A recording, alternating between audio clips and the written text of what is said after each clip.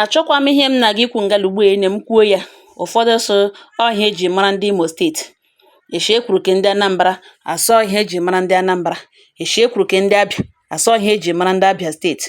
Ụmụnne m alaịkị m ụdịrị ihe dị otu ahụ. Enweghị ebe ndị hụrụ ihu, ndị ọjọọ, ndị omekome na ndị ọma na-anọghị. Obodo niile nwere ndị ọma na ndị ọjọọ. Biko ihe m na gị ikwu ngalugbu ene o mere n'Imo steeti. Ọ bụrụ na ịma onye nwa agbọghọbịa na owo, biko ọ dị mkpa ka ikwete maka ndị nwe, ka ikwete maka nne na nna ya, ndị na-amaghị ihe dị otu a ọ na-eme. Kwete maka ndị nwe, ndị obodo ha, n'ihi na nwata rụta mmanụ ọma ya gafee ya eshisi ikwu na ibe. Biko ya rụtakwanụ ka ọjọọ ya eshiri agaje. Ọkwa ndị nụrụ shie ga na-emekwe hụ oshiri ka ọma oshiri ka ọjọọ o shisiri onye ihu na onye azụ. Ọ bụrụ na ịma onye dis lady ewo, biko gbaa mbọ ka ibusha vidio nọ gwa na ịma ya gị kpetara ụmụnne na ihe na-aga imebi ụzụ na-aga ịtụ. Lewedere na nwata nwa agbọghọbịa n'ugbo ene aha ya bụ Amarachi Cynthia. Ọ wụ onye Imo steeti. Ọ na-agụ na Nekede. Ọ wụ ebe ọ na-agụga akwụkwọ. Ọ nọkwa na TikTok Black app ebe a ka ọ nọ amaligo elu amatuge. Ọ ya ka ọ hụrụ nwa okorobịa ọma na TikTok, nwa okorobịa rụ nnọọ mma. Ya elewe mmụọ ya agwa ya na nwata nwa okorobịa nọ na orikwa ka o ji too nwa kenori o ji nkọ. Ya wee gakwuere ya okwu kpee na ya laikiri ya ke nwoke siri ili ya sị ha share nọmba, ya were nọmba nye ke nwoke werekwe nọmba ka enye. Ọ ya ka ha banyere ịkparịta na fon. Naanị abalị atọ kpọị ha nakọrịtara nọmba. Ya kpọọ ke nwoke hibe n'akwa. Ụmụnne m ihe taa ihe echi Amarachi gị hibe n'akwa. Ebe akpọ kekekekekeke ebe akpọ kekekeke ya ebe ya tọchide. Ke nwoke ajụọ ese ọwụ gịnị mama gị ọ nwụrụ? Ya sị mba na awụ nne ya rụ ndụ na enweghị mere nne. Nna ṅụkwa na onwe ihe ọ gịnị mere ya ebege ya kpugele ya kpuke.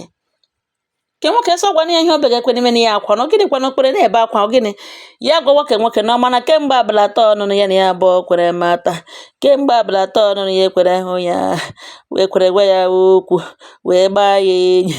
Na kemgbe abalị atọ ruo ngalugbu ene na agụrụ na-achọ igbu ya egbu na afọ na-atakashi ya arabịa nwa piom ya eribe ihe ọkụ gburu ya ebewebe Amarachi gị bebe na agụrụ na-achọ ịgụpịashi ya anya na eribe ihe ọkụ gburu ya araba epiom na ya chọrọ ịfụrụ nwokwe so ma ya ahụghị egoro apiom ya ahụghị ego rie ya ahụghị egoro atụ ọnụ na aka ewu nnu arabeghị n'ọnụ na ya ahụghị rie agụrụ.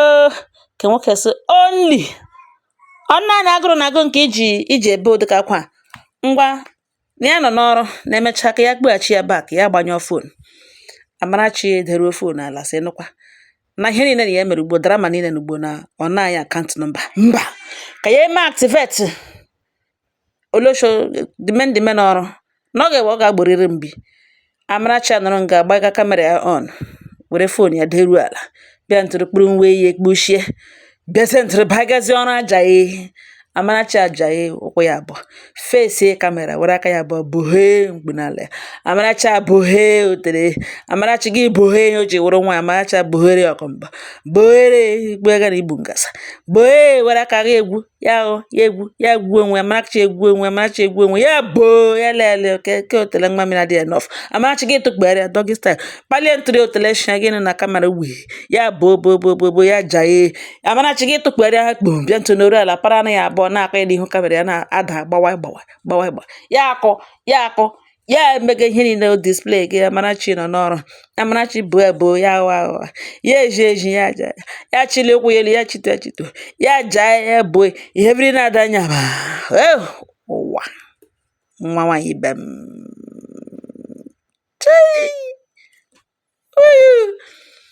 Ọ ya ka o werere ihe anọ ntara sendara ke nwoke elewe tie mkpu bee tie kayi n'olu Musa mmiri fonu kpee. Amarachi ọ gịnị ka ị sendịrị ihe ọhị na-eme?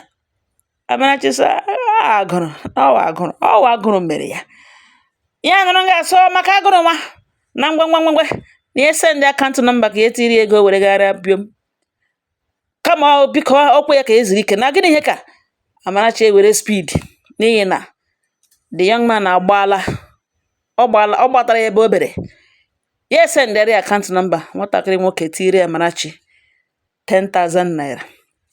Ụmụnne m Amarachi ewere ngara pịọm. Amarachi abaghị n'ịrụ ofe ọkpa ya gbajame na ịbarị ọgwa gaa nga na mee ọda anyị si tige mbele tige ya kanda tige afọ akpa afụrụ afụ mee ya ọ dị soft wete tie otu coke ya emekọlatacha ọda onye Amarachi emekọlatacha ọda ọ tara ala elu ka anọ mbalaka ighere eghu fụkwa ya fụkwa. Amarachi gị dade ya rie bi okukpu ya ewere Pepsi wụda ya rie yes ma ga-akwụtala ụgwọ na onye wụ ọsọkwa na nakwa ọrụ a na ha nọ n'ime. Amarachi rie ya ebie nwe okukpu ọ ya ka o riwekwere richa lawa. Only 3 days kpọị ya kpọọ ha ka nwoke ha igbu n'akwa ka nwoke jụ ọsọ gịnị ugbu a zọ gịnị ya sị na afọ na ya eji ahụ na ahụ na-eme na ya eji ahụ na ya nwụọ na ya nwụọ na ọrịa na-egbu ya egbu na ọrịa ahụ na-eme ya ahụ na-eme na ya lekwa ka ya na-aghọ onye nwụrụ anwụ ya eji ahụ kemgbe ụnyaahụ na ya hụkwara na ego zụrụ ọgwụ na otu o si dịrị ya na onwe ya adọghị ya adọba na onwe ya arụ ya mgbe Amarachi ga-ebe ha akwa nna were gede.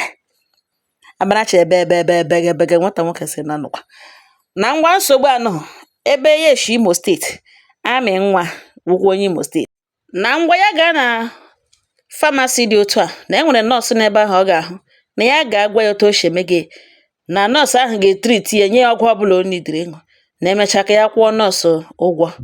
Ụmụnne m ọhịa nwanne ya nwoke mere mekpu ala Amarachi akwụpụ n'ọkụ fịa. Amarachi blọkụ ya na black app TikTok ya kụchie ebe ahụ blọkụ ya. Amarachi esi mba na o nwere ike mmakpute na blue app Facebook ya gbajeme ha bịa blọkụ ha kwa the young man na Facebook. Ọ ya ka nwata nwoke bịa o doona ya anya na Amarachi ablọkọla ya ka elu n'ala ihe wee iwe enweghị otu o si erichie enweghị otu o si enweghị nwanne ya Amarachi ọma ka o ji ama nwanna ya ya nọrọ nga bịa chịkwa na the same black app bịa postu na handle ya that na onye maara this lady ọ ya picture na ugbo n'ọhụrụ gangan na onye maara this lady gakwa ga gwa ya si eji nwayọ return ọhụrụ ya ego na o doona ya anya ọfụma na ihe ahụ wụ ọrụ ya na ọhịa ọ na-arụ na-erikwa ego ya na-erikwa eri na ofe elu isendịrị ya ego ya back ego a ya esendịrị ya o ji rarata nwofe ụkpọ na o return ọrụ ya na back ebe ekwughekwa ka nga ka blọkụ ya because gịnị ya ewere ha ego nye otu esi nye ya ọsa agụrụgụ ya na ọrụ ka ọwa ọrụ na ọwa onye ọrụ duga na o return ọrụ ya ego or else na ya makwa ego ole ya ga-ereta ihe ndị o sendịrị ma ihe niile ngwongwo na ngwongwo o sendịrị ya mgbe ọ na-apịkọ na ya eji vidio ya ma mkpirisi ihe ọ sendịrị dadị ka nọ na fon na ya ere ya na ya makwa ego ole ya ga-erete na ha gwakwa ya sendịrị ya ego ka ejiri waya delete nonsense o sendịrị ya ebe a ka ejiri nnọọ waya kuluo dan delete ikpo ojii nọ ifu ndị ọ na-ọchaghị ọcha were ikpo ojii send everywhere ebiri na-abụ nọ na o sendịara ya na n'ele na ya agụkwa delete ya ihe a ga-eme ya kwa ya ere ya ga-eretekwa ezigbo ego na o sendịara ya ego ka enwe ike delete ụmụnne m nọ na n'Imo steeti akwa ya ihe m jiri para di vidio agbaje si mbịa gwata ndị nke m enwe otu unu si mara this lady ụmụnne m Bushana Amarachi biko were ego nwatakịrị nwoke wegere ya wụbanye blọk ya ibugoro ụzọ nye ya ihe karịrị infata ma otu m ga-esi ede nwa na-ekwu ya ụmụnne m na-anụkwa nwa mmadụ mụrụ n'oge ka ugbu a na agbakọ ugbu anyị nọ n'ime ya eche m na asụ ụmụ nwoke ga-arịọga ụmụ nwaanyị fọ nne setọnụ pikchọs n'ime ọ na-asụ n'owe ụfọdụ ga-arịọgarịga ọ na-ekpekwe kwe nkwa na aga enye onye ọzọ aga eme ga before aga Amarachi ajụ nnọọ nwata nwoke bịara nnọọ nwa mmụọ ya gwa na o ji ego ya esepagotekwe enwe onye nara Amarachi ya esenye ọwụ mmadụ ole ji ngwongwo Amarachi n'ịntanetị ma vidio ma ihe niile nwata nwoke si ihe brodi awụ ihe ji ọ na-ekwu na maka Amarachi na ọ nọ ọrụ abụghị ọrụ ajaghị